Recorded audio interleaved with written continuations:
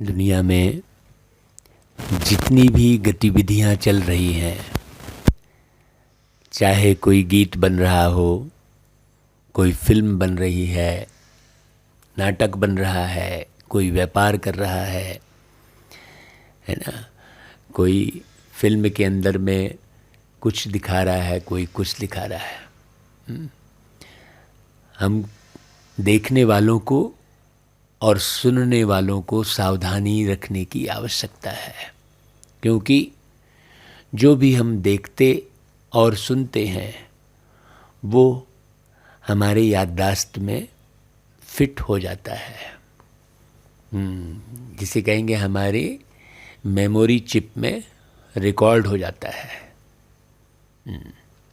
ये जीवन रिकॉर्ड हो रहा है और प्ले हो रहा है। इस जीवन में दो बातें हो रही हैं, है ना। एक रिकॉर्ड हो रहा है और जैसा रिकॉर्ड हो रहा है वैसा प्ले हो रहा है। हाँ, मतलब जो आपके याद में है, जो आपकी बुद्धि में है, जितना आपने अपनी बुद्धि से समझा है और जितना आपने अपनी बुद्धि में स्टॉक जमा किया है जानकारी का, उसी आधार पर आपके जीवन का निर्माण होता है। हाँ, चाहे वो शारीरिक रोग वाली पीड़ा हो या मानसिक पीड़ा हो या परिवार की जो है दुविधा हो, सामाजिक असमंजस हो, सब कुछ आपने जो सुनकर और देखकर जो बुद्धि में आपने याद रखा हुआ है, उसी याद के आधार पर आपके जीवन में सुख, शांति, आनंद, ये सब की प्रवेशता होती है। याद के आधार पर आप अपनी बुद्धि में क्या याद रखे हैं। सर्वोच्च सत्ता, सर्वशक्तिमान परमात्मा की बातों को याद रखे हैं या दुनिया में अनर्गल बातें जो हो रही हैं उनको याद रखे हैं।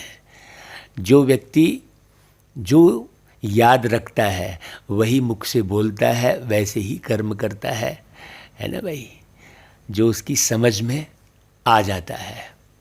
तो बुद्धि की समझ कब विकसित होती है? जब हम अपने याददाश्त को चेक करते हैं कि भाई हमने अपने बुद्धि में किसे याद रखा है। तो बाबा कहते हैं, देखो मीठे बच्चे, मात पिता को फॉलो कर तख्त नशीन बनो। इसमें कोई तकलीफ नहीं है, सिर्फ बाप को याद करो और पवित्र बनो। हाँ, दो ही बातें हैं, है ना। जब हम ईश्वर को अच्छी तरह से समझ लेते हैं, उनके उपकार को समझ लेते हैं, उनके कर्तव्य को समझ लेते हैं, उनकी बोली वाणी को समझ लेते हैं, तो फिर उन्हें फॉलो करना बहुत सरल हो जाता है। और जब हम उनको फॉलो करते हैं तो उनके दिल पर चढ़ते हैं। एक सर्वशक्तिमान परमात्मा के जो भी मनुष्य आत्मा दिल पर चढ़ जाती है, उसका जीवन बहुत सुख, शांति, आनंद, पवित्रता और ज्ञान शक्ति से बीतता है। उसे किसी भी किस्म की कोई कमी नहीं रह जाती है, ना कोई कमजोरी रह जाती है। तो बाबा क्या बोलते हैं? गरीब निवाज बाप अपने बच्चों का भाग्य बनाने के लिए कौन सी राय देते हैं? बाबा कहते, बच्चे, शिव बाबा को तुम्हारा कुछ नहीं चाहिए। तुम भले खाओ पियो पढ़ो रिफ्रेश होकर चले जाओ, लेकिन चावल मुट्ठी का भी गायन है। भाई वो सुदामा और कृष्ण जी के मिलन में दिखाया है ना कि कृष्ण जी ने सुदामा को खूब खिलाया पिलाया, बढ़िया महल में रखा, सारी सुख सुविधाएं दी, है कि नहीं? लेकिन चावल मुट्ठी भी तो ली ना। हाँ, सुदामा ने चावल मुट्ठी दी ना, तो उस चावल मुट्ठी के बदले सुदामा को क्या मिला? हाँ, स्वर्ण नगरी मिली। ये दिखाई है ना भाई सच्चाई। तो हमारी जो ग्रंथ हैं, जो गीता है, भागवत है, रामायण है, इस सब में दृष्टांत दिए गए हैं कहानी के रूप में। वो वास्तव में जीवन की सच्चाई है कि हम ईश्वरीय कार्य में जितना सफल करते हैं, हाँ, उतना ही जन्म जन्मांतर हम दुख के घेरों से बच जाते हैं। तो बाबा कहते हैं 21 जन्मों के लिए साहूकार बनना है तो गरीब का 1 पैसा भी साहूकार के 100 रुपये के बराबर है। इसलिए बाबा के कहने का अभिप्राय ये है कि हमें ये नहीं सोचना चाहिए कि हम गरीब हैं या अमीर हैं। इस गरीबी और अमीरी के भान से दूर रहना चाहिए। हाँ, बाबा ने ये उदाहरण देकर हमें ये समझाया है कि गरीब का 1 पैसा भी साहूकार के 100 रुपये के बराबर है। तो कौन सी गरीबी और कौन सी अमीरी भाई, सोचने की बात है। ये वास्तव में गरीबी और अमीरी का भान भी दौलत का भान है, देह का भान है। हाँ, कल मीटिंग जो हो रही थी उसमें यही बात समझा रहे थे। देह के भान को स्पष्ट किया है बाबा ने और सफल करने की विधि सिखलाई है। इसलिए अभी ईश्वर पिता, परमात्मा, परम पिता, बाप, जो भी कह लो आप, जब डायरेक्ट आते हैं तो अपना सब कुछ सफल कर लो।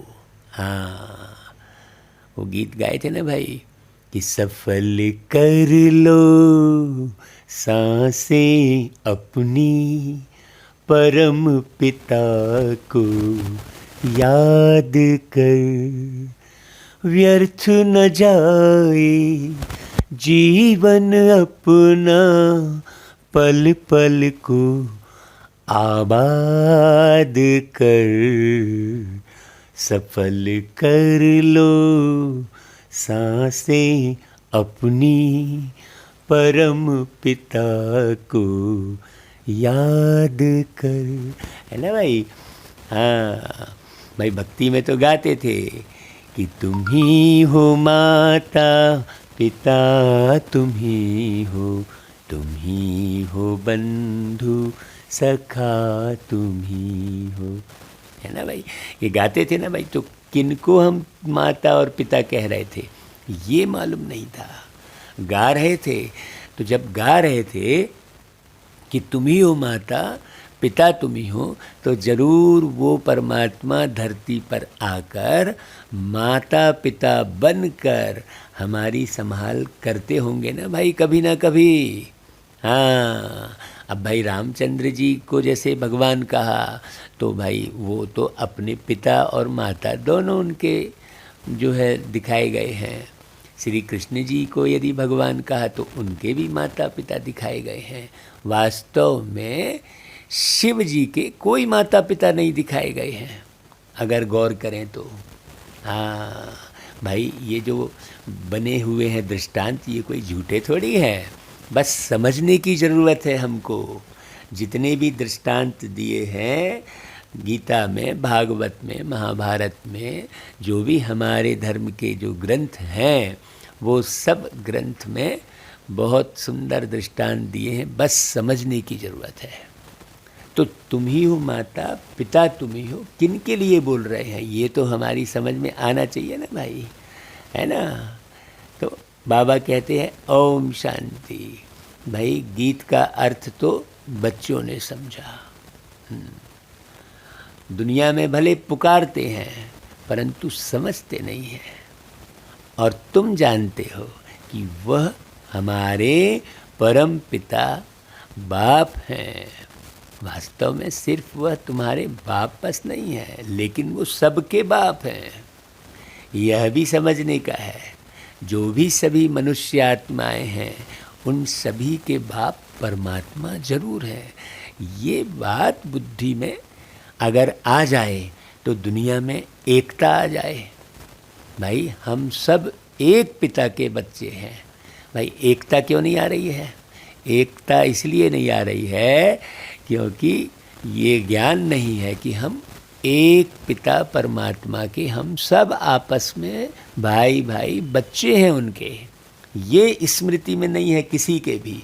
भगवान भगवान कर रहे हैं, ईश्वर ईश्वर, अल्लाह अल्लाह, प्रभु प्रभु कह रहे हैं, लेकिन वो हमारे पिता हैं, हमारे बाप हैं, ये ज्ञान नहीं है, ये स्मृति में नहीं है। बाबा बाबा कहने से वर्षा जरूर याद आता है, तो बाप को याद करने से ही विकर्म विनाश होंगे। अब एकदम स्पष्ट बात हो गई। भाई लोगों में जो है आपस में बीच में विकर्म क्यों होते हैं? हाँ, एक दूसरे के लिए गलत कर्म क्यों कर लेते हैं लोग? क्योंकि उन्हें ये स्मृति में नहीं है कि हम सब तो एक ही पिता के बच्चे, आपस में परिवार के ही हैं भाई। हाँ, है ना भाई? बस खाली कार व्यवहार करने के लिए हम अलग अलग घरों में रहते हैं। जैसे एक घर, एक परिवार होता है तो भाई बंधु सब होते हैं, तो कमरे तो अलग अलग होते हैं ना भाई, रहते तो अलग अलग कमरों में हैं। वैसे ही ये पूरी दुनिया है जिसमें हम सब परिवार के सदस्य हैं, बस कार व्यवहार में रहने के लिए हम अलग अलग घर बनाए हुए हैं। हाँ, ये बात बड़ी समझने की है, लेकिन है तो हम एक बाप के बच्चे।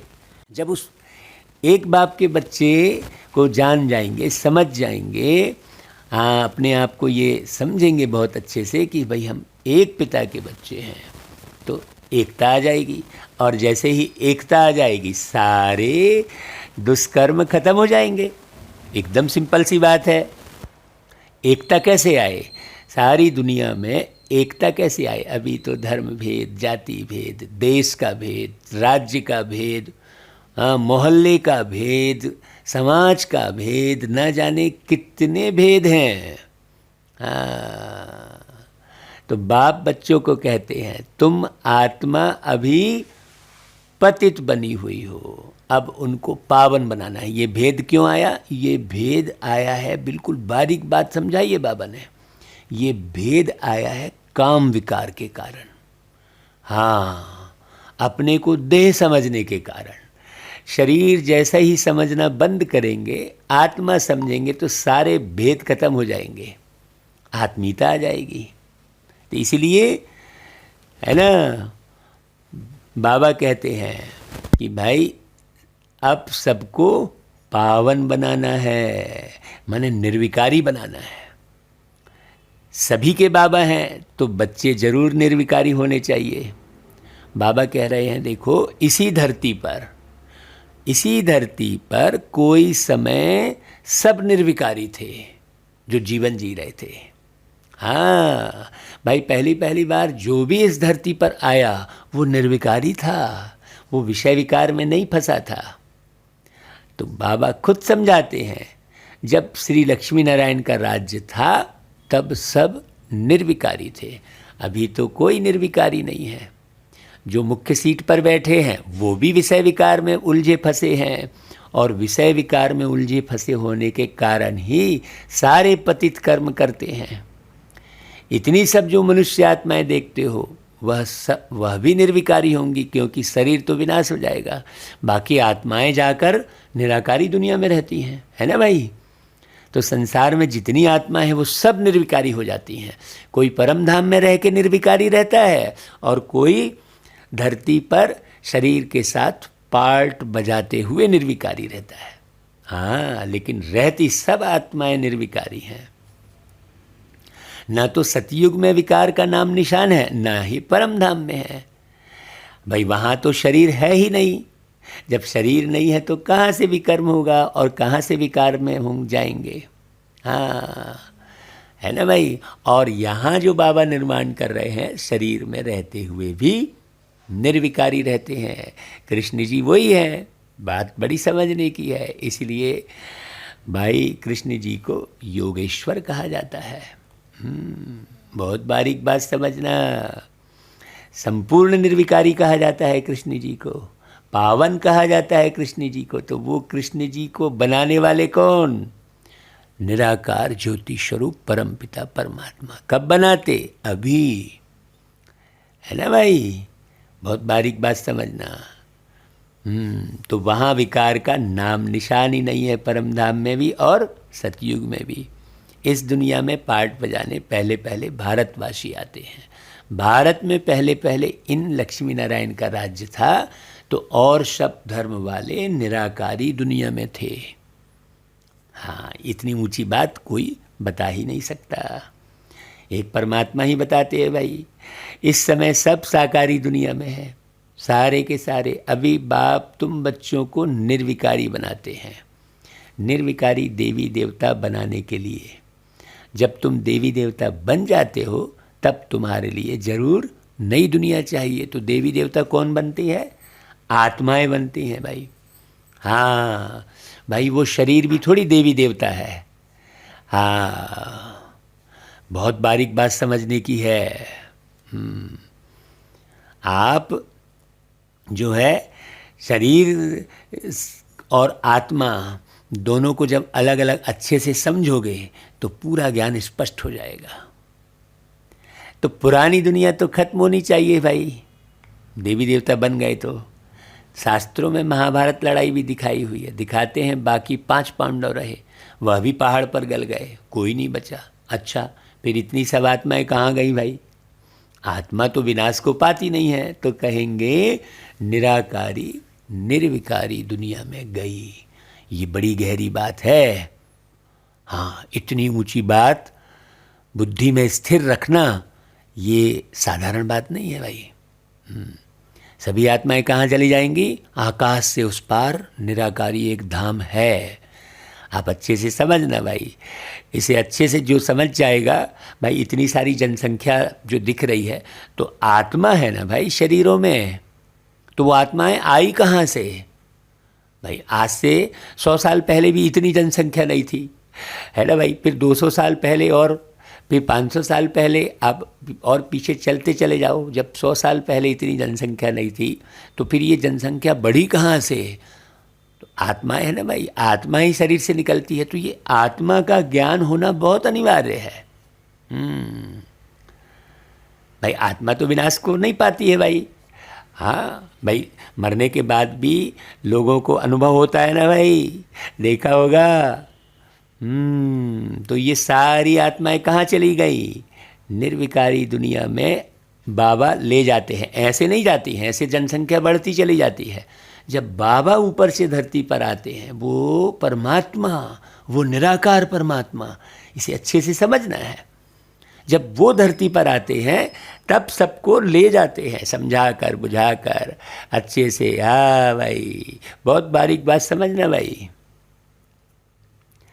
तो तुम जानते हो बाप से जरूर वर्षा मिलना चाहिए। अभी तो दुख बढ़ गया है, इस समय हमको सुख और शांति दोनों चाहिए। हाँ, भगवान से तो सब मांगते हैं ना, हे भगवान हमको सुख दो, शांति दो। हर एक मनुष्य पुरुषार्थ करता ही है धन के लिए। पैसा है तो सुख है। तुमको बेहद के पिता परमात्मा तो बहुत पैसा देते हैं। तुम सतयुग में कितने धनवान थे, तो किसने दिया था वो धन? परमात्मा ही देते हैं ना। पूजा भी आप भगवान की इसीलिए करते हो, हे प्रभु हाँ हमें संपन्न बनाओ, ऐसा कहते हो ना। तो हीरे जवाहरों के महल थे, अब वो भूल गए। तुम बच्चे जानते हो, हम बेहद के बाप से बेहद स्वर्ग का वर्षा लेने आए हैं। ये गुही बात हर किसी को समझ में नहीं आएगी। किसको समझ में आएगी भाई ये गुही बात? जो आत्मा देह के भान से मुक्त रहेगी। और देह का भान, भाई जो विषय विकार को सुख समझा हुआ है वो कहाँ से सुख पाएगा भाई? तो सारी दुनिया तो नहीं आएगी ना। बाप भारत में ही आते हैं, भारतवासी ही इस समय नरकवासी हैं, फिर स्वर्गवासी बाप बनाते हैं। अब ये स्वर्ग और नरक ये शब्द भी जो है हमने सुना है, समझा है, तो भाई उसके बारे में अच्छे से जानना भी तो जरूरी है। भक्ति में दुख के कारण बाप को जन्म जन्मांतर याद किया है। हे परमपिता परमात्मा, हे कल्याणकारी दुख हरता सुख करता बाबा, ऐसा याद करते हैं ना भाई, ठीक है ना। ओ पालनहारे निर्गुण और न्यारे, तुमरे बिन हमरा कोनो नहीं, हमरी उलझन सुलझा दो भगवन, हमरी उलझन सुलझा दो भगवन, तुमरे बिन हमरा कोनो नहीं। है ना भाई, गीत गाया है ना भाई। तो वो पालनहार कब इस धरती पर आकर कैसे पालन करते हैं, किसकी पालना करते हैं, ये भी तो समझने की ज़रूरत है ना भाई, है। बताओ जरा। अब एक लौकिक बाप है, वो बच्चे को कब पालता है? जब वो बच्चा बाप की बात को मानता है। अब बाप के विरुद्ध ही चलेगा कोई भी बच्चा, तो वो बाप पालेगा कैसे बच्चे को? सोचने की बात है। वो घर में नहीं रहेगा ढंग से, इधर उधर भागेगा, उल्टा सुल्टा काम करेगा, तो वो बाप पालेगा कैसे? ऐसे ही वो निराकार बाप इस पूरे विश्व रूपी घर में आकर, वो विश्व पिता आकर हमको कुछ बातें समझाते हैं, जिसे ध्यान देकर, सुनकर, समझकर और हमें फॉलो करना चाहिए, तो सब कुछ फिर प्राप्त होता है। हाँ, बहुत गहरी बात समझना भाई। तो गाते हो तो उनकी बात फिर मानो भी। हाँ, ऐसे ही मुफ्त में थोड़ी ही याद करते हैं, जरूर परमात्मा आकर ज्ञान सुनाकर, समझाकर, जीवन को परिवर्तित करके हमें धनवान बनाते हैं। हाँ भाई, लोग समझते भी हैं कि भगवान बाप आकर भक्तों को फल देंगे, सो तो सभी को देंगे ना। बाबा तो सबके हैं ना, पार्टिकुलर किसी एक व्यक्ति के थोड़ी हैं, किसी एक गुरु गोसाई के थोड़ी हैं भाई। हाँ, बाबा तो सबके हैं, जो पुरुषार्थ करे सो पाए, सीधी सी बात। अभी तुम जानते हो हम सुखधाम में जाएंगे, भाई कौन किसके लिए तुम जानते हो? कहा बाबा ने, जो रोज मुरली सुनकर अपने जीवन में धारण कर रहे हैं, उन बच्चों के लिए कहते हैं बाबा। बाकी सब शांति धाम में जाएंगे। हाँ, जब सुख धाम में है तो सुख शांति सारी सृष्टि पर रहती है भाई। बाप का तो बच्चों पर लव रहता ही है ना, और फिर बच्चों का भी माँ बाप पर प्यार रहता है। यह भी गाते हैं, तुम मात पिता, भाई जिस्मानी माता पिता होते हुए भी गाते हैं, तुम मात पिता हम बालक तेरे, तुम्हारी कृपा से सुख घनेरे, ऐसा गाते हैं ना। लौकिक माँ बाप के लिए तो ऐसे नहीं गाते हैं। हाँ, बल वह भी बच्चों को संभालते हैं, मेहनत करते हैं, वर्षा देते हैं, सगाई कराते हैं, फिर भी सुख घनेरे तो पारलौकिक माता पिता ही देते हैं। अभी तुम हो ईश्वरी धर्म के बच्चे, और बाकी सब हैं आसुरी धर्म के बच्चे। जो ईश्वर को जानता ही नहीं है, पहचानता ही नहीं है, जिसका ईश्वर से संबंध ही नहीं है, तो वह ईश्वरी धर्म का कैसे हो जाएगा? हाँ, सतयुग में कभी कोई धर्म के बच्चे नहीं करते हैं, वहाँ तो सुख ही सुख है, दुख का नाम निशान नहीं है। तो बाबा कहते हैं, मैं आया हूँ 21 पीढ़ी के लिए तुमको स्वर्ग के सुख घनेरे देने। अभी तुम जानते हो, बेहद के बाप से हम स्वर्ग के घनेरे सुख पा रहे हैं। भाई कौन कौन जानता है? जरा हाथ खड़ा करो, और YouTube में सुनने वाले कमेंट करो। हाँ देखो, ये दुख के सब बंधन खलास हो जाएंगे। सतयुग में है सुख का संबंध, और कलयुग में है दुख का बंधन। हाँ, रहते एक साथ हैं, लेकिन ऐसे रहते जैसे बंधन बंधा हुआ है। अभी जो परिवार है उसमें बाप को बेटे से सुख नहीं है, बेटे को बाप से सुख नहीं है। तो बाप, वो परमात्मा बाप क्या करते हैं, सुख के संबंध में ले जाते हैं। उनको कहा ही जाता है दुख हरता सुख करता। तो बाप आकर बच्चों की सेवा करते हैं। बाप कहते हैं कि भाई हम ओबीडिएंट सर्वेंट हैं। हाँ, बाबा कहते हैं देखो, वो आज्ञाकारी सेवाधारी हैं बाबा। देखो इतनी बड़ी विश्व अथॉरिटी, क्या शब्द बोल रहे हैं बाबा। अभी कोई सोचेगा अरे भगवान ऐसे शब्द आकर बोलते भी हैं, कहीं नहीं दिखाया है कि भगवान आकर ऐसा बोले कि मैं तुम्हारा ओबीडिएंट सर्वेंट हूँ। सोचो, इस दुनिया में कोई नहीं बोलता है किसी को। हाँ, सब अपने आप को खूब महान समझते हैं, सब अपने आप को ऊपर समझते हैं, सब अपने को मुखिया समझते हैं, कोई सेवक नहीं समझता। हाँ भाई, देखो बाबा की ये वाणी सुनकर अपने को सबका ओबीडिएंट सर्वेंट समझो भाई। हाँ, जो जितना भरपूर रहता है वो उतना ही झुका हुआ होता है, जैसे फलदार वृक्ष झुका हुआ होता है।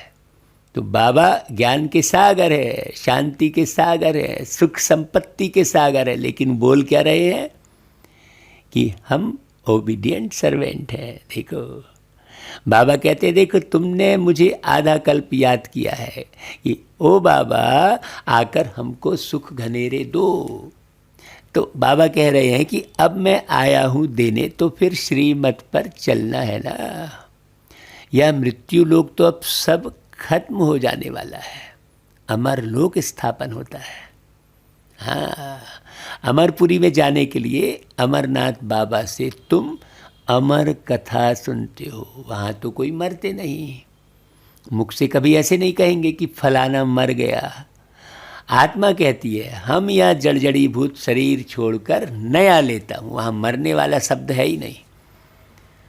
तो जड़जड़ी भूत शरीर छोड़ के गए तो वो तो अच्छा ही हुआ ना।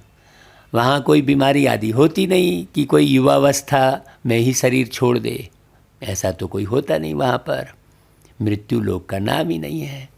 तो बाबा कह रहे हैं कि मैं आया हूँ तुमको अमरपुरी का मालिक बनाने। वहाँ जब तुम राज्य करेंगे तो मृत्यु लोक का कुछ भी याद नहीं पड़ेगा। नीचे उतरते उतरते हम क्या बनेंगे वह भी मालूम नहीं रहता। नहीं तो सुख ही उड़ जाए, अरे कल दुख आने वाला है, ये अगर रहे नॉलेज तो वहाँ भी सुख नहीं रहेगा। यहाँ तो भैया हमेशा भयभीत रहते हैं कि न जाने कब कहाँ से कौन सी बीमारी लग जाए। हाँ, कितने उपाय करते हैं बीमारी से बचने के, लेकिन बच पाते हैं क्या? नहीं बच पाते हैं, क्योंकि कर्म ऐसे किए हैं। तो यहाँ तो तुमको सारा चक्र बुद्धि में रखना है। बरोबर स्वर्ग था अब नर्क है, तब तो बाप को बुलाते हैं ना भाई। तुम आत्माएं शांति धाम की रहने वाली हो, यहाँ आकर पार्ट बजाती हो, ये बात बिल्कुल नहीं भूलना चाहिए। यहाँ से ही तुम संस्कार ले जाएंगे घर, फिर वहाँ से आकर नया शरीर धारण कर राज्य करेंगे। अभी तुमको निराकारी, आकारी और साकारी दुनिया का तीनों समाचार सुनाते हैं बाबा। ऐसा समाचार कोई नहीं सुनाता, बाकी सब तो उल्टे सुलटे समाचार सुनाते हैं। और बाबा देखो ऐसे समाचार सुनाते जो तुम्हें कहीं सुनने नहीं मिलते। भाई निराकारी दुनिया का समाचार आज तक सुनने मिला क्या आपको? हाँ, सतयुग में थोड़े ही यह पता पड़ेगा, वहाँ तो सिर्फ राज्य करेंगे। हाँ, ड्रामा को अभी तुम जानते हो, तुम आत्मा जानती हो। सतयुग के लिए हम पुरुषार्थ कर रहे हैं, स्वर्ग में चलने लायक जरूर बनेंगे। अपना भी कल्याण और सबका भी कल्याण करेंगे। फिर उन्हों की आशीर्वाद तुम्हारे सिर पर आती रहेगी। आप जितनों का कल्याण करेंगे, ये सबसे बड़ा कल्याण करने का मार्ग है। हाँ, भटके हुए राही को राह दिखाना सबसे बड़ी बात है ना। हाँ, तो तुम्हारा प्लेन देखो कैसा है, और दुनिया वालों का प्लेन, हाँ, खाने पीने में ही बुद्धि है। सब एक दूसरे को खिलाई पिला रहे हैं, देखो खाने पीने में ही उलझे हैं। भाई खाना तो ज़रूरी है शरीर चलाने के लिए, लेकिन पूरे समय बस खाना ही पीना है। देखो आप, हाँ, थोड़ी थोड़ी देर में कुछ ना कुछ खाते ही रहेंगे लोग। हाँ भाई, थोड़ी देर में फिर पान खा लिए, फिर थोड़ी देर में चाय पी लिए, फिर थोड़ी देर में कुछ और खा लिए, फिर कहीं गए तो फिर खा लिए। अब पेट में ज़रूरत है नहीं है, इससे क्या हो रहा है, शरीर भी खराब हो रहा है, मन भी खाने पीने में ही लगा हुआ है, बुद्धि भी जो है भ्रष्ट होती चली जा रही है। बाबा की बातों को अच्छे से समझने की ज़रूरत है। हाँ, है कि नहीं। वो बड़े बड़े भंडारा करेंगे, लोग सोचेंगे भाई ये हम बहुत बढ़िया काम कर रहे हैं, तो उनके प्लान कैसे हैं और बाबा के जो प्लान है बिल्कुल अलग है। तो वो लोग डैम्स आदि बनाते हैं तो बिजली आदि पर कितने करोड़ रुपए खर्चा करते हैं। बाप समझाते हैं अब वह सब है आसुरी प्लान। वो डैम जहाँ जो है फूटा, भाई एक ना एक दिन तो वो डैम फूटेगा ना भाई, सोचने की बात है। बाबा ऐसे प्लान नहीं बनाते। हाँ, हम सब बाबा के साथ जो जुड़े हैं बच्चे, तो हमारा है ईश्वरी प्लान। अब किसका प्लान विजय को पाएगा, अब आप अच्छे से समझो। डैम बनाने वाला प्लान विजय को पाएगा कि बाबा जो ईश्वरी धर्म की स्थापना कर रहे हैं वो विजय को पाएगा, ये समझने की ज़रूरत है। वह तो आपस में ही लड़ पड़ेंगे, सभी का प्लान मिट्टी में मिल जाएगा।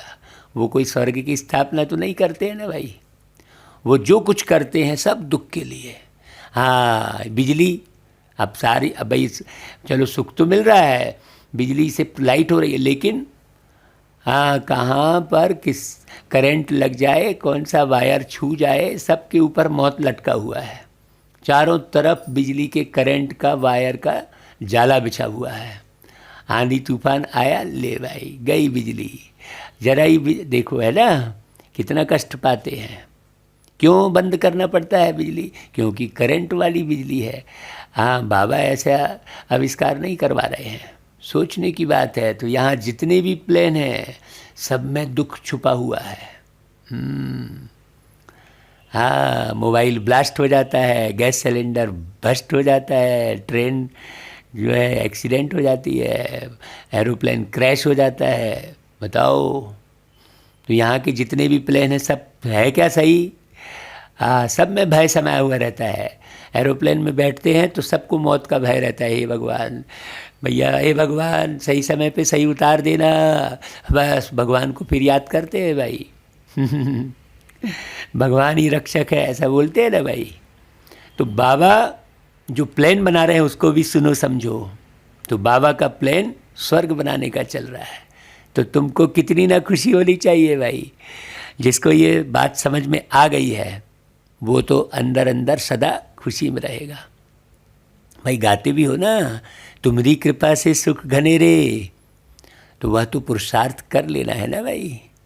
हाँ, बाप कहते हैं जो चाहिए सो लो, चाहे विश्व के मालिक राजा रानी बनो, चाहे फिर दास दासी बनो। भाई जितना पुरुषार्थ करेंगे उतना पाएंगे। बाप सिर्फ कहते हैं एक तो पवित्र बनो और हर एक को बाप का परिचय देते रहो। अल्प को याद करो तो बेबादशाही तुम्हारी। अब हमारा जीवन, ये जीवन इतना सुखदायी हो गया है, हम कैसे बताएं। अब आप भौतिक सुख सुविधा देखोगे, उससे हम सुखदायी नहीं, हम तो भैया अंदर से ऐसे सुखी हो गए जो कोई अब दुख आएगा ही नहीं, आ ही नहीं सकता। अभी दुख का नामो निशान मिट गया है, तो फिर आने वाला जन्म मुझ आत्मा का कितना सुखदायी होगा भाई। सोचने की बात है, ये कोई कोरी कल्पना नहीं है, ये अनुभव कर रहे हैं हम। हाँ, जब से बाबा के बने हैं, इसलिए जल्दी से जल्दी बाबा के बन जाओ। ये मुरली को खूब सुनो। हाँ, जितनी ज़्यादा सुनोगे उतना ही पक्का होगा।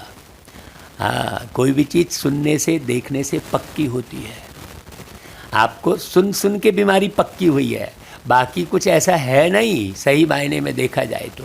लेकिन खूब सुना है आपने बीमारी के बारे में, ये बीमारी वो बीमारी, तो वही बात पक्की हो गई है। जो सुनते हो वो पक्का होता है। तो भाई बाबा को याद करो खूब अच्छे से। बाप को याद करने में ही माया बहुत विघ्न डालती है, बुद्धि योग तोड़ देती है। बाप कहते हैं जितना मुझे याद करेंगे तो पाप भी भस्म होंगे। भाई पाप भस्म करने के लिए बाप को याद करना पड़े।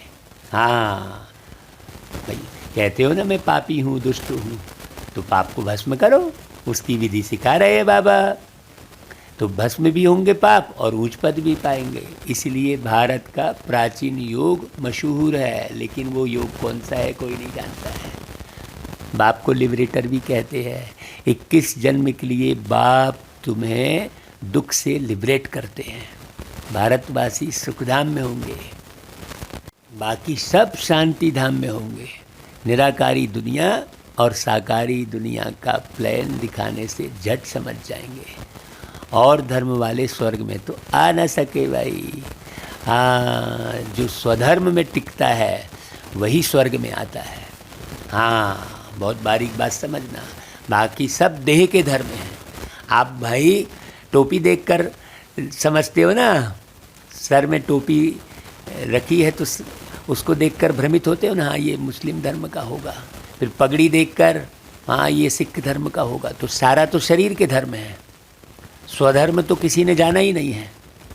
आप भेष देखकर ही तो धर्म का अंदाज़ा लगाते हो क्या? रहन सहन देखकर, बोली वाणी देखकर, उसके कर्म को देखकर, तो फिर कर्म तो शरीर के साथ ही है ना। हाँ, बड़ी गहरी बात समझना। तो स्वधर्म को तो कोई जानता ही नहीं है। जो स्वधर्म को जानेगा वही स्वर्ग का मालिक बनेगा। स्वर्ग में तो है ही देवी देवता है। यह ड्रामा की नॉलेज बाप के सिवाय कोई समझा ना सके। भाई आप रंग को देखकर पहचान रहे हो। हरा रंग यूज कर रहा है तो बोलते हो मुस्लिम धर्म का है। हाँ, भगवा रंग यूज कर रहा है तो बोलते हो हिंदू धर्म का है। देखते हो ना भाई। हाँ, कितने बन गए हैं मठ, पंथ, जाति, कितने अलग अलग हो गए हैं आत्मा का ज्ञान नहीं होने के कारण। हाँ, तो बाप आते ही हैं, काहे हैं, बाप आते ही हैं वर्षा देने, और बच्चे आते ही हैं बाप से वर्षा लेने। सुख घनेरे तो हैं ही सतयुग में। बाद में रावण राज्य होता है, उसमें होते हैं दुख घनेरे। अभी तो दुख घनेरे है ना भाई, तो अभी कौन सा राज्य कहलाएगा?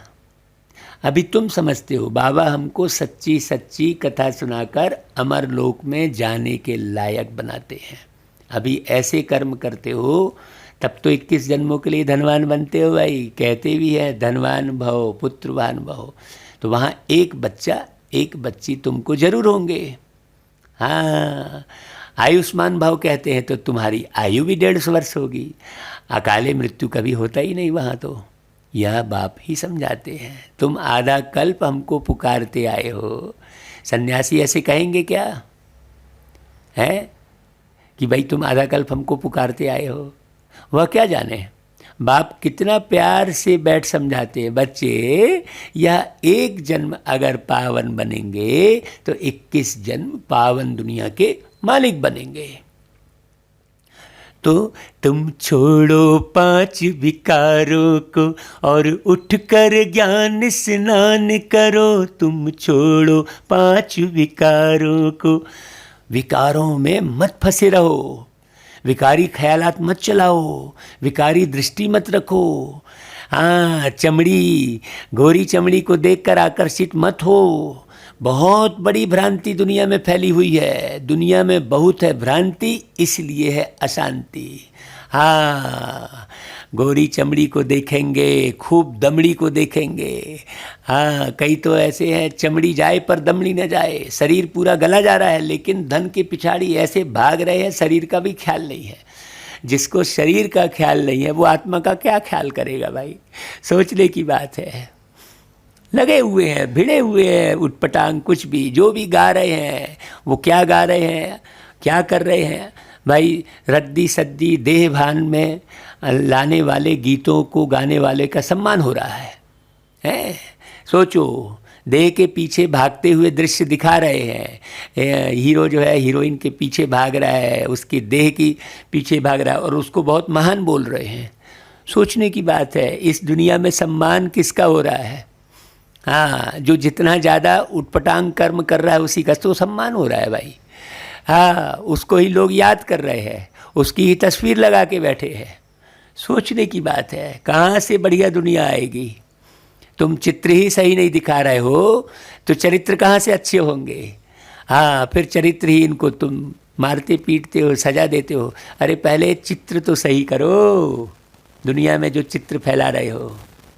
तो पवित्रता में तो सुख है ना, ये बात किसी को मालूम नहीं है, हमें भी नहीं मालूम थी।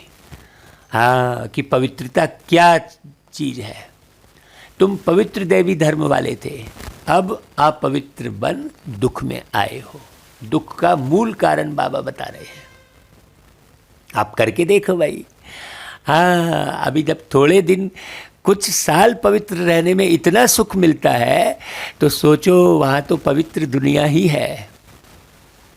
बहुत गहरी बात है, इसे कोई ही समझेगा भाई। कौन समझेगा? जो बिल्कुल निर्विकारी होगा। स्वर्ग में तो निर्विकारी थे, अभी विकारी बनने से नरक में दुखी हुए हो। नरक इसी धरती पर अभी है, स्वर्ग इसी धरती पर फिर होगा, अभी स्वर्ग नहीं है। तो बाप तो पुरुषार्थ कराएंगे ना भाई। हाँ, लौकिक बाप भी बच्चे से पुरुषार्थ कराते हैं। लौकिक बाप भी बच्चे को बैठे रहना थोड़ी पसंद करते हैं कि घर में बैठा रहे, हैं? अच्छे से काम धाम करे, अच्छा चरित्रवान बने, अच्छा नाम रोशन करे। लौकिक बाप भी तो यही चाहते हैं ना। तो फिर वो पारलौकिक बाप सोचो कितना नहीं ऊंचा पद देते होंगे आपको। सोचने की बात है। हाँ, तो तुम पवित्र देवी धर्म वाले थे, अब अपवित्र बन दुख में आए हो। तो बाप पुरुषार्थ कराएंगे तो भाई स्वर्ग के महाराजा महारानी बनो। यही टारगेट रखो, यही लक्ष्य रखो, तब अच्छे से पुरुषार्थ कर पाएंगे। भाई टारगेट तो रखना पड़े ना भाई। भाई आप यात्रा करने निकलते हो तो टारगेट रखते हो ना, मुझे वहाँ तक जाना है, तो फिर पुरुषार्थ करते हो। तो बाप तो पुरुषार्थ कराएंगे ना। अब तुम्हारे बाबा मम्मा बनते हैं ना, तो तुम भी पुरुषार्थ करो, इसमें मूंझने की तो कोई बात ही नहीं है। बाप तो किसको पाँव पड़ने भी नहीं देते हैं। बाप समझाते हैं, हमने तुमको सोने हीरे के महल दिए, स्वर्ग का मालिक बनाया, फिर आधा कल्प तुम भक्ति मार्ग में माथा घिसाते आए, पैसा भी देते आए। वह सोने हीरे के महल सब कहाँ गए? तुम स्वर्ग से उतरते उतरते नरक में आकर पड़े हो। अब तुमको फिर स्वर्ग में ले जाता हूँ। तुमको माना कौन? तुम आत्माओं को। तुम आत्मा तो कभी नहीं मरते ना भाई। तुम्हारा देहांत होता है, तुम्हारी देह का अंत होता है, तो तुमको कोई तकलीफ नहीं देता हूँ। सिर्फ मुझे याद करो और पवित्र बनो। भले एक पैसा भी ना दो, बाबा कह रहा है, लो सुनो भाई, खाओ पियो पढ़ो रिफ्रेश हो चले जाओ। बाबा तो सिर्फ पढ़ाते हैं, पढ़ाई का पैसा कुछ नहीं लेते हैं। कहते हैं बाबा हम देंगे ज़रूर, नहीं तो वहाँ महल आदि कैसे मिलेंगे। भक्ति मार्ग में भी तुम ईश्वर अर्थ दान गरीबों को देते थे, फल भी ईश्वर देगा, गरीब थोड़ी ही देगा भाई। सोचने की बात है, आप किसी गरीब को देते हो तो फल देने वाला कौन है? ईश्वर ही है ना। वो गरीब तो आपको वापस रिटर्न नहीं देगा ना। हाँ, परंतु वह मिलता है एक जन्म के लिए। अब तो बाबा आप डायरेक्ट आए हो बाबा, हम यहाँ थोड़े पैसे देते हैं, आप हमको 21 जन्म के लिए स्वर्ग में देना। बाप सबको साहूकार बना देते हैं। पैसे देते हो तो तुम्हारे ही रहने के लिए मकान आदि बनाते हैं, नहीं तो यह सब कैसे बनेंगे। बच्चे ही यह मकान आदि बनाते हैं ना। शिव बाबा कहते हैं मुझे तो इनमें रहने का नहीं है। शिव बाबा तो निराकार है, जट बाबा के तन को छोड़ के परम धाम चले जाते हैं। शिव बाबा तो निराकार दाता है ना। तुम देते हो, तुमको 21 जन्मों के लिए फल देते हैं। मैं तो तुम्हारे स्वर्ग में नहीं आऊँगा ना, बाबा कह रहे हैं। देखो ऐसा जो है निरंकारी, निर्विकारी, निराकारी, निस्वार्थी, इस दुनिया में कोई दूसरा नहीं मिलेगा। तुम्हारे गुरु लोग तो और ही तुमको दूबन में फंसा देते हैं। हाँ, बाबा तो तुम्हें नरक से निकालने के लिए नरक में आते हैं। सोचो, तुमको निकालने के लिए बाबा कह रहे हैं मुझे नरक में आना पड़ता है। बाकी गुरु तो और दूवन में फंसा देते हैं, वहाँ कोई सदगति नहीं देते हैं। भाई शादी कराते हैं तो ये थोड़ी बोलते हैं निर्विकारी रहना, बोलते हैं क्या विषय विकार में नहीं जाना, नहीं बोलते हैं। सोचने की बात है, ये बात किसी को मालूम ही नहीं है। लोग तो यही समझते हैं कि बिना विषय विकार में जाए संतान कैसे उत्पत्ति होगी। अभी तो बहुत बड़ी भ्रांति यही फैली हुई है। हाँ, योग बल को किसी ने समझा ही नहीं है। कथा कहानी खूब सुनाएंगे योग बल की। भाई भागवत में ऐसी बहुत सारी कथाएं आती हैं जिससे ये स्पष्ट होता है कि पवित्रता से ही संतान की उत्पत्ति होती है। इसलिए हम भागवत कथा सुनाते हैं बाबा के ज्ञान को स्पष्ट करने के लिए। इसलिए राम कथा सुनाते हैं। राम कथा रामायण में भी पूरा स्पष्ट है कि योग बल से संतान की उत्पत्ति होती है। हाँ, आप पिछली मुरली सुनना, उसमें हमने पूरा स्पष्ट किया है, क्योंकि समय की भी सीमा रहती है। है ना भाई। तो बाबा कहते हैं कि भाई पवित्र दुनिया में ले चलने के लिए ऐसे बाप को याद क्यों नहीं करते। बाप कहते हैं कुछ भी पैसा ना दो, सिर्फ मुझे याद करो तो पाप नाश होंगे और मेरे पास आ जाएंगे। या मकान आदि तुम बच्चों के अपने लिए बनवाए हैं। यहाँ चावल मुट्ठी का गायन है ना, गरीब अपनी हिम्मत अनुसार जितना देते हैं उतना उनका भी बनता है। जितना साहूकार का पद उतना गरीब का, दोनों का एक हो जाता है। गरीब के पास है ही 100 रुपया, उनसे 1 रुपया दे। साहूकार को बहुत है तो वह 100 दे, दोनों का एक ही फल होगा। इसलिए बाप को गरीब निवाज कहा जाता है। तो सबसे गरीब कौन है? ये भारत। हाँ, उनको ही मैं आकर साहूकार बनाता हूँ। गरीब को ही दान दिया जाता है ना। कितना क्लियर कर बाबा समझाते हैं। बच्चे, अब मौत सामने खड़ा है, अब जल्दी जल्दी करो। हाँ भाई, समय अब बहुत कम बचा है। समझाते समझाते बाबा को 85-86 साल हो गए। हाँ, तो याद की रफ्तार बढ़ाओ। मोस्ट स्वीट बाबा को जितना याद करेंगे उतना वर्षा मिलेगा, तुम बहुत धनवान बनेंगे। बाप तुमको ऐसा नहीं कहते कि माथा टेको, मेले मलाखड़े में जाओ, नहीं, घर में बैठे बाप और वर्षे को याद करो बस।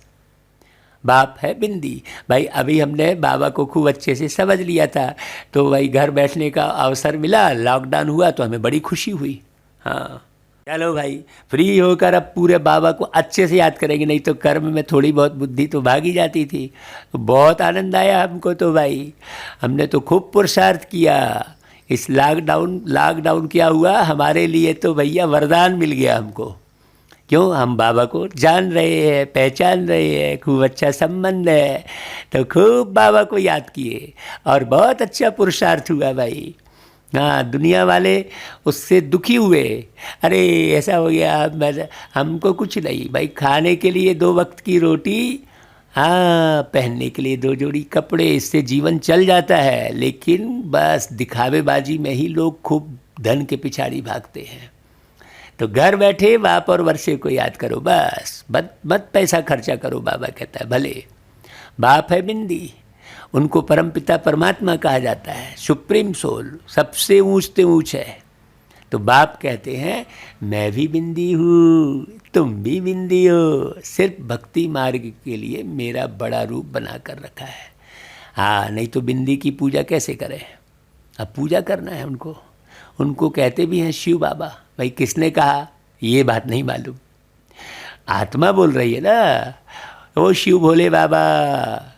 हाँ, भोले भंडारी के बहुत सारे गीत सवेरे सवेरे बजते हैं, लेकिन बस गीत सुनते हैं, वो गीत भी पूरा ढंग से सुनते नहीं है अर्थ सहित। लोग अपने काम धाम में लगे रहते हैं, गीत एक तरफ बजता रहता है।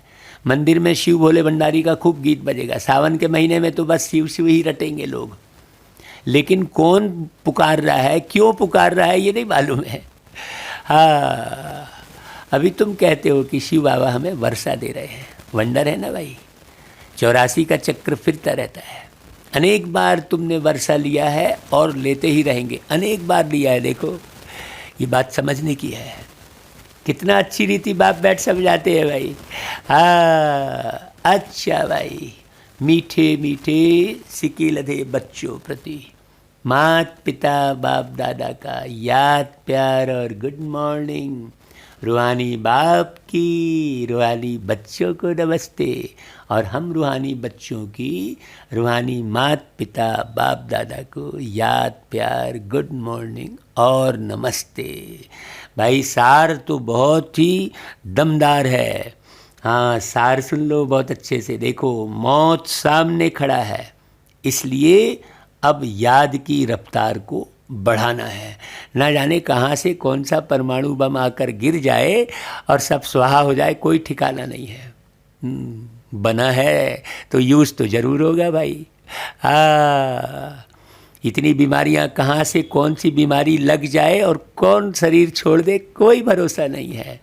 इन सांसों का क्या है भरोसा, जाने कब ये साथ छोड़ दे, है ना भाई। तो सतयुगी दुनिया में ऊंच पद पाने का पूरा पुरुषार्थ करना है। सांसों का मोल खजाना यूं ही ना लुटता जाए, पल पल प्रभु की याद में बिता ले, ये पल लौट के ना आए। हाँ भाई, सोचो कितने हजार साल बाद फिर ये संगम युग आएगा। तो इस सांसों के अनमोल खजाने को व्यर्थ में मत गमाओ, क्योंकि जितना आप व्यर्थ बोलते हो उतनी सांसें आपकी व्यर्थ जा रही हैं। क्योंकि हवा की आवश्यकता तो होती ही है भाई बोलने में। हाँ, तो समर्थ बोलो, बाबा की मुरली बोलो, हाँ, बाबा के याद के गीत बोलो, है ना भाई। तो ऐसे में क्या होगा, अपना और दूसरों का कल्याण कर सकेंगे। तो अपना और दूसरों का कल्याण कर आशीर्वाद लेनी है। पवित्र दुनिया में चलने के लिए पवित्र जरूर बनना है। पूरी सच्चाई पे चल रहा है, पूरी पवित्रता पे चल रहा है, पूरी ईमानदारी पे चल रहा है, जरा भी गफलती नहीं करनी है। अच्छा भाई, फिर वरदान, नए जीवन की स्मृति से कर्मेंद्रियों पर विजय प्राप्त करने वाले मर्जीवा भव। हाँ, हमेशा नए जीवन की स्मृति रहे। देखो, वरदान बहुत गजब का आया है। कर्मेंद्रियों पर विजय प्राप्त कैसे करेंगे, जब नए जीवन की स्मृति होगी। नया जीवन कौन सा, देवी देवताओं वाला। इस जीवन को भूल जाओ। ये जीवन बाबा को दे दिया। जीवन की नैया कर दे प्रभु के हवाले, प्रभु के हवाले। बाबा को सौंप दिया ये जीवन, पूरा जीवन। जैसा चाहे बाबा वैसा चलाए। तो नए जीवन की स्मृति रखो। जो बच्चे पूरा मर्जीवा बन गए, उन्हें कर्मेंद्रियों की आकर्षण हो ही नहीं सकती। हाँ, जरा भी वो कहीं नज़र एक सेकंड के लिए भी नहीं रोकेंगे। किसी भी गोरी चमड़ी पर नज़र नहीं रुकेगी एक सेकंड के लिए भी। हाँ, एक सेकंड के लिए भी नज़र रुक रही है तो तुम अपना बहुत समय बर्बाद कर रहे हो। ये अच्छे से समझना। तो मरजीवा बने अर्थात सब तरफ से मर चुके। हाँ, पुरानी आयु समाप्त हुई। मर गए, अभी नया जीवन जी रहे हैं। बहुत समझ रहा। देखो, इसलिए नाम ही बदल दिया बाबा ने हमारा। नया जन्म हो गया। हम तो सीधा सीधा कह दिए भाई, हम ब्राह्मण धर्म के हो गए। अभी हमको और किसी दूसरे धर्म से कोई सरोकार नहीं है। प्रेम सबसे, सेवा सबकी, लेकिन हम अपने स्वधर्म में टिके हैं। ब्राह्मण धर्म का अर्थ भी हमने बताया है पिछली मुरलियों में। तो अच्छे से सुनना समझना भाई। तो जब नया जन्म हुआ तो नए जन्म नए जीवन में कर्मेंद्रियों के वश कैसे हो सकते हैं भाई। ब्रह्मा कुमार कुमारी के नए जीवन में कर्मेंद्रियों के वश होना क्या चीज़ होती है, इस नॉलेज से भी परे। बहुत गहरी बात है। देखो, शूद्रपन का जरा भी सांस अर्थात संस्कार कहाँ अटका हुआ ना हो। भाई शूद्र दुनिया में, शूद्र कहते हैं जो चमड़े का काम करते हैं, तो जो चमड़ी के दर्शन कर रहा है, चमड़ी के आकर्षण में है, वो भी तो शूद्र कहलाया भाई। ये भी तो चमड़ी ही है। बहुत भाई, चमार किसको बोलते हैं? जो चमड़े का काम करता है उसे चमार कहते हैं। हाँ, इस पर एक दृष्टांत आता है। जनक जी की कहानी आती है कि भाई जनक जी के राजपाट में अष्टावक्र नाम के विद्वान आए, जो 8 जगह से टेढ़े मेढ़े थे। तो जैसे ही आए, जो है सभा में उपस्थित हुए, तो सारे साधु सन्यासी जिनको बुलाया था जनक जी ने, सब जोर जोर से हंस पड़े। तो जनक जी ने कहा, तुम सब चमार हो करके। तब सारे लोग क्रोधित हो गए कि आपने हमें बुलाकर हमारी बेइज्जती की है। तो फिर जनक जी ने स्पष्ट किया कि भाई, तुम ये अष्टावक्र को देखकर हंसी उड़ा रहे हो, तो तुम चमड़ी को देखकर हाहाकार कर रहे हो, तो तुम चमारी हुए ना। सोचने की बात है, ये दृष्टांत है। हाँ, तो बहुत बारीक समझना कि शूद्रपन किसे कहेंगे। हाँ, तो शूद्रपन का जरा भी सांस अर्थात संस्कार कहीं अटका हुआ ना हो। बहुत गहरी बात है। तब नए जीवन की स्मृति रहेगी और तब आप कुछ कमाई कर पाएंगे, तब नया जीवन सुंदर बना पाएंगे, तब परम धाम छूकर सतयुग में आ पाएंगे। नहीं तो याद ही नहीं रहेगा कुछ। चमड़ी के भान में ही मरे हुए हो। मरे हुए को क्या याद रहता है? कुछ नहीं, जो मर गया गया। तो भाई बहुत बारीक बात समझना। अच्छा भाई, फिर स्लोगन, अमृत बेले दिल में परमात्म स्नेह को संभालो, तो और कोई स्नेह आकर्षित नहीं कर सकता। फिर किसी के स्नेह की आवश्यकता ही महसूस नहीं होगी कि भाई कोई हमको प्रेम करे। हाँ, है ना भाई। इस प्रेम के ऊपर भी गीत बनाया है कि कोई मुझको प्रेम करे ना करे, मैं सभी को प्रेम करता रहूं, ऐसा करके गीत बनाया भाई। अच्छा भाई, ओम शांति, ओम शांति। हम प्यार के सागर के बच्चे सब पर प्यार लुटाते रहे। हाँ, तो ओम शांति के साथ ओम प्रेम, क्योंकि प्रेम आत्मा का स्वरूप है। शांति जैसे आत्मा का स्वरूप है, वैसे ही प्रेम भी है। जहाँ प्रेम है वहाँ शांति है। तो आज सभी बोलो भाई, ओम प्रेम। ओम यानी मैं एक आत्मा, प्रेम स्वरूप। अच्छा भाई, अलविदा।